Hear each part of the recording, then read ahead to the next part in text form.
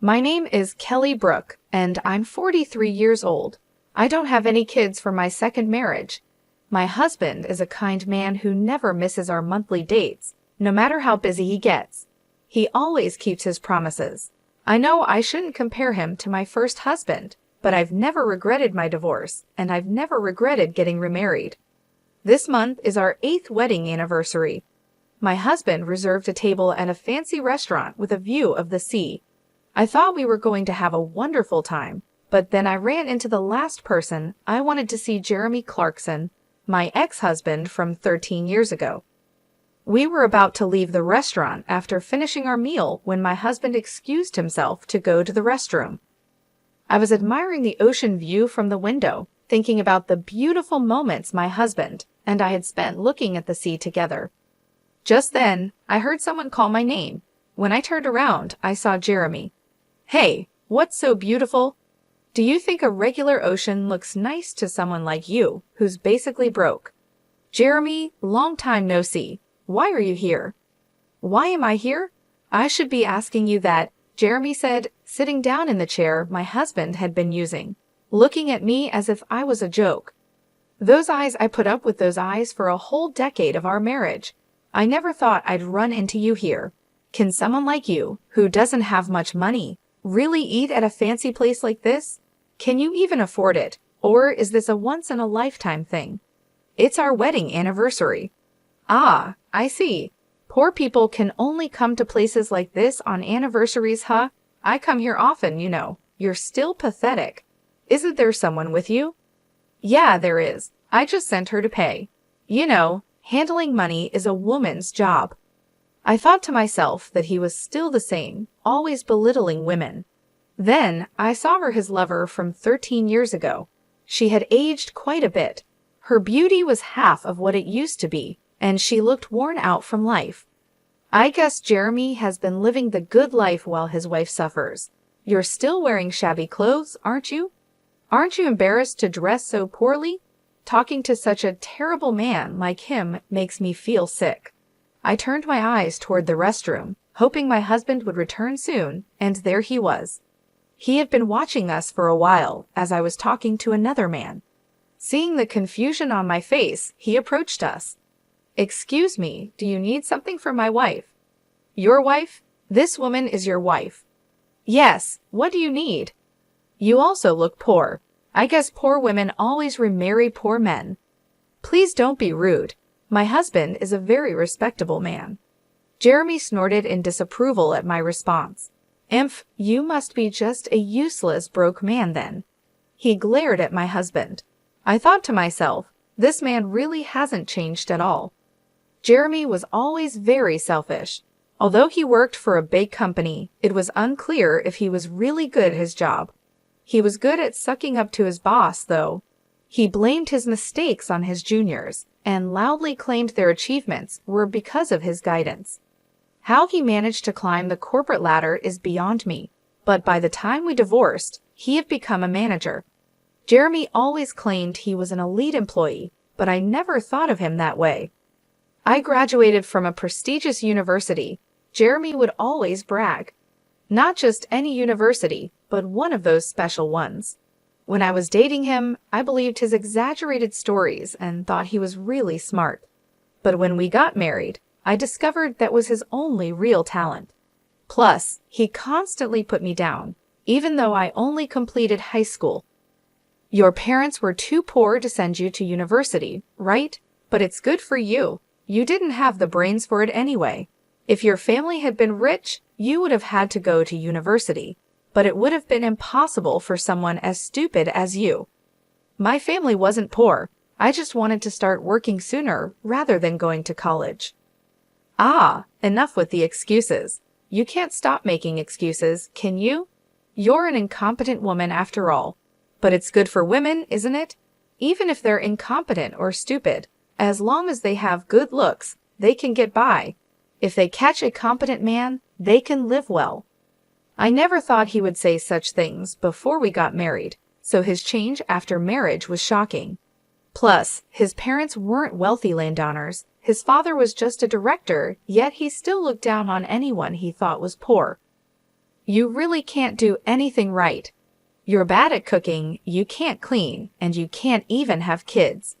Marrying you was a huge mistake, he would say. It wasn't a physical issue that stopped me from having kids. It was the stress caused by Jeremy. My family always valued being careful with money and appreciating what we had. But when I cooked with radish leaves to save money, he yelled, "Are you trying to feed me trash?" and threw them in the garbage. It made me realize just how different we were. One day, he told me he had a lover. The woman was much younger than he was. He pushed for a divorce, saying it was better for him to remarry a younger woman. I was glad to divorce such a man, so I signed the papers. "Who is this man, Kelly?" my husband asked. "He's my ex-husband, Jeremy Clarkson." "Oh, I see." I had already told my husband about everything Jeremy had said and done to me. It had been a painful 13 years, and I had shared it all with tears. My husband just listened quietly and finally said, "Let's be happy from now on." "You really dared to marry a woman like her? Since you're marrying someone from a poor family, you must be broke too," Jeremy sneered. "Well, maybe, maybe not." "Of course you are. So you're also a broke man, huh? Marrying a poor person means you're broke too, am I right? But why did you divorce such a wonderful person?" "Wonderful? Your eyes must be fooling you. Truly wonderful means having a beautiful wife like mine." He pointed to his wife, who stood there looking embarrassed. "Is that woman your wife?" "Yes, she's beautiful, isn't she? She's actually my boss's daughter." Marrying the boss's daughter definitely helps one climb the career ladder faster. Marrying a broke woman like you probably means you're just a regular employee. Too bad. "A regular employee? I haven't heard that in years," I said. "What are you trying to prove? A low-class guy marrying a low-class woman? It just means you'll both be broke for the rest of your lives. And you think you deserve to eat in a fancy restaurant like this." "This level of restaurant isn't a problem for us," my husband calmly replied. "Yeah, sure, if that's what you think," Jeremy scoffed. Just then, a waiter passed by, and my husband pulled out a black card, instructing him to settle the bill. Jeremy was surprised by the card, but tried to hide it, snorting again. "Is that a black card? Showing off a card like that here? You're not used to it, are you? You must have borrowed it from someone." Flashing the card around, "But later you'll have to pay back the person who lent it to you, right? I bet you're scared to spend money in a place like this. It's all just an act." Funny thing to say. Who would lend their card, I wonder? No matter how naive someone is. "They wouldn't lend out a card like this," my husband replied. "How would you know that, Jeremy? You shouldn't say such insulting things," I added. "What's insulting? I'm just stating the truth.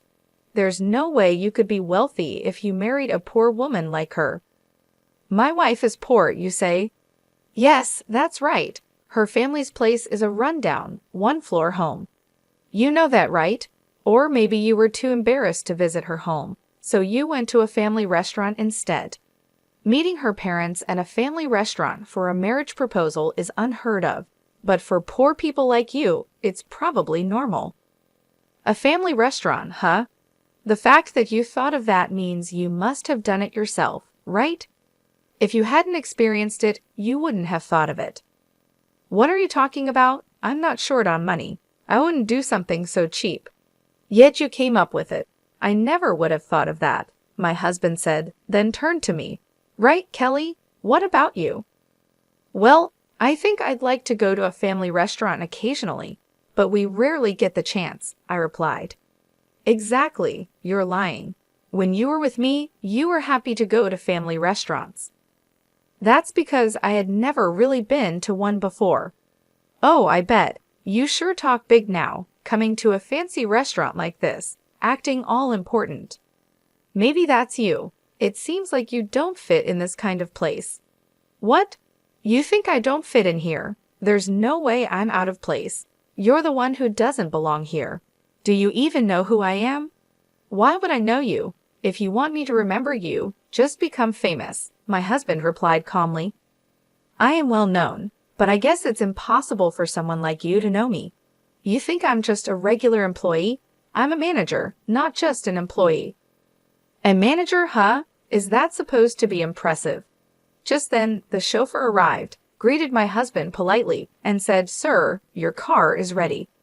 "Thank you." Jeremy looked confused. "What's going on?" "Oh, you're probably just the president of some small company."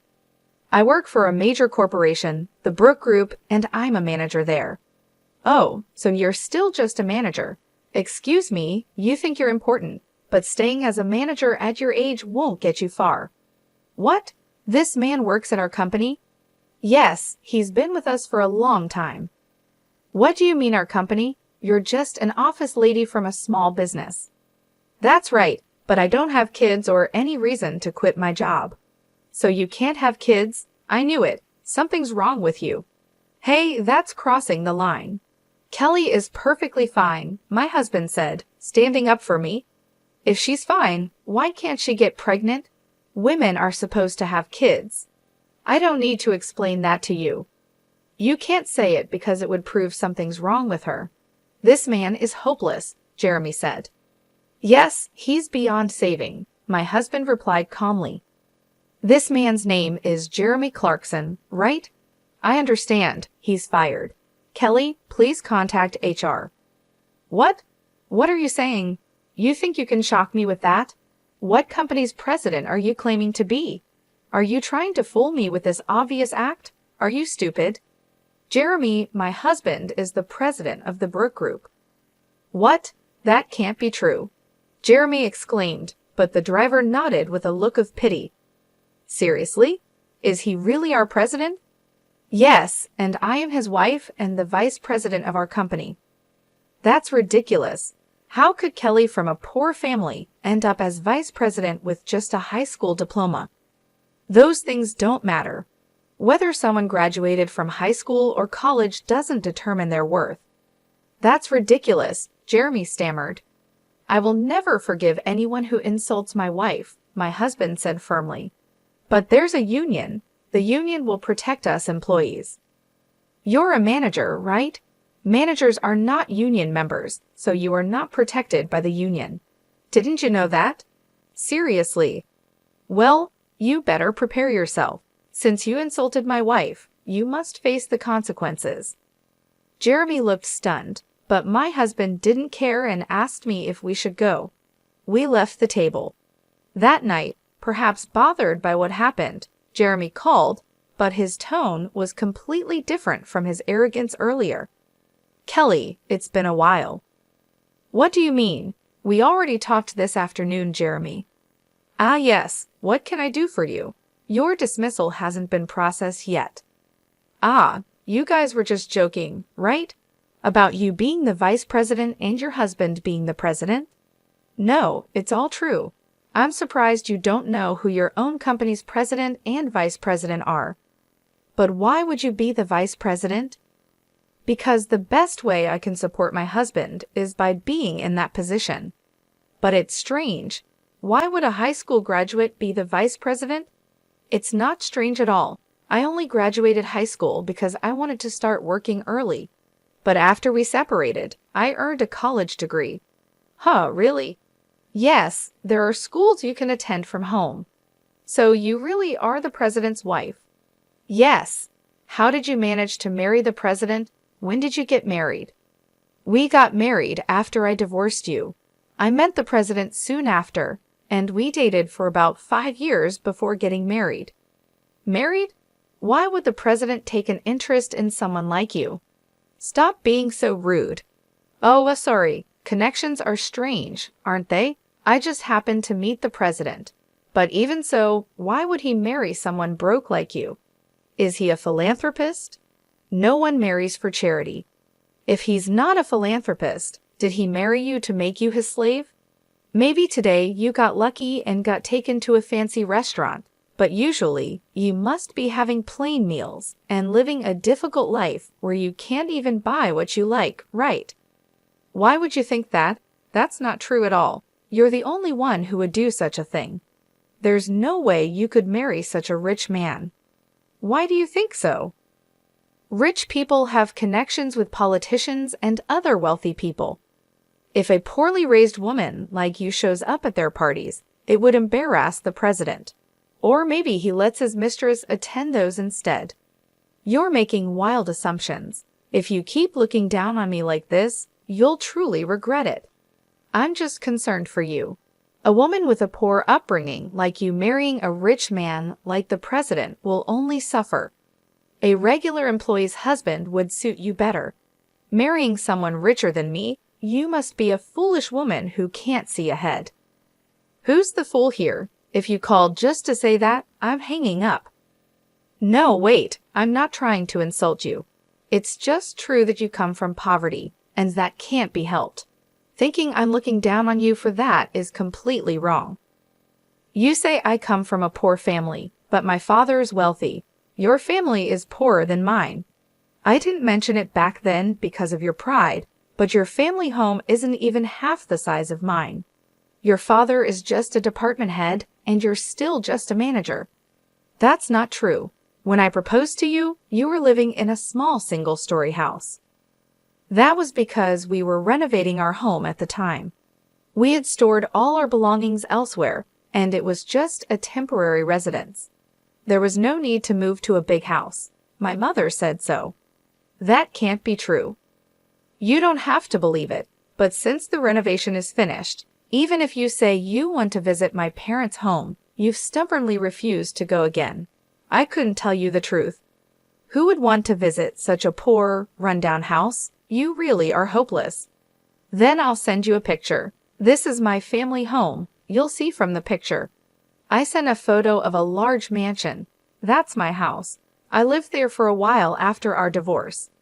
What? That can't be true. It's true. If this is true, then why were you working as an office lady in a small company? If you're so rich, you wouldn't need to work. And if you did work, wouldn't it be at a large corporation? My father is the president of a major company. That company was a new one he started. When it was time to decide who would be the president, my brother was chosen for the role, so I volunteered to handle the administrative work. Now, that company has grown to the top of the industry. Is that true? Were you really so rich? Yes, this is the truth. This is the real me, the person you used to look down on. So that's why you could marry the president? That's not it. I met the president because we shared the same hobbies.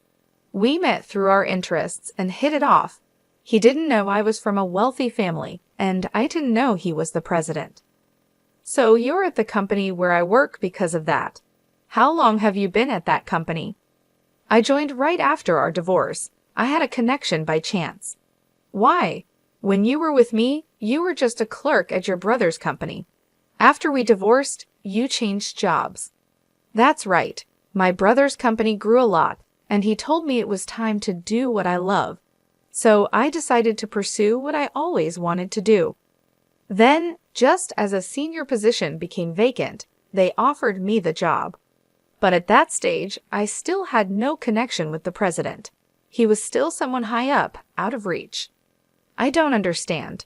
How can you have connections like that? Do rich people just connect with other rich people? That's why I'm saying those things don't matter. It's your mindset that's holding you back as just a manager. I wonder why your wife hasn't gotten tired of you yet. She can't get tired of me. I'm supporting her. Keep up with that attitude, and you'll get what's coming to you. Anyway, that's the situation, so stop belittling me already. I wasn't trying to belittle you. I really thought you were poor. About that dismissal you mentioned this afternoon. Oh yes, your dismissal. After all the mocking you did, it's only natural you'd be fired. That would put me in a tough spot. Can you talk to the president so I don't get fired? What? You were just mocking me a lot, and now you're asking not to be dismissed? That's impossible. You know I have nothing but resentment towards you. Why? The fact that you don't think you're resented is truly surprising. What have I done to you? There's too much to even remember. It's that much. I bet your wife thinks the same as me. Why don't you ask her what she really thinks? Though I doubt she'll tell you. I only said those things because I thought you were poor. Why do you think I'm mocking you when I'm just being honest? Once words are spoken, they can't be taken back. You should understand that as an adult. I do understand that.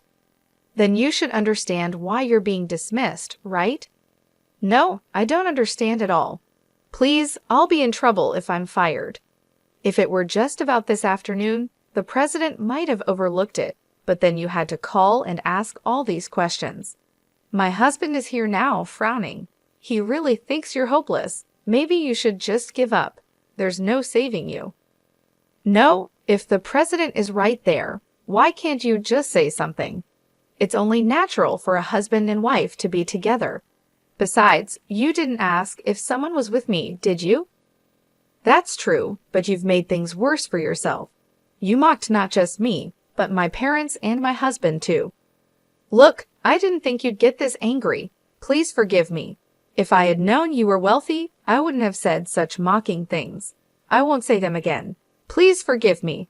Just give up. I think your dismissal order will come down tomorrow. Wait, please. Jeremy's voice echoed on the other end of the phone, but I hung up and looked at my husband. The next day, Jeremy came to the president's office, looking pale with dark circles under his eyes. He seemed to be in really bad shape. I was in a meeting with my husband, the president, discussing business matters, but I was shocked by Jeremy's appearance. Jeremy, what's wrong? I'm very sorry. Jeremy apologized as he sat down on the spot. Jeremy, what are you doing? Please just don't fire me. What do you mean? My husband, the president, knew about the conversation from the previous day. He had guessed from my responses during the call, and I had told him everything Jeremy said after hanging up.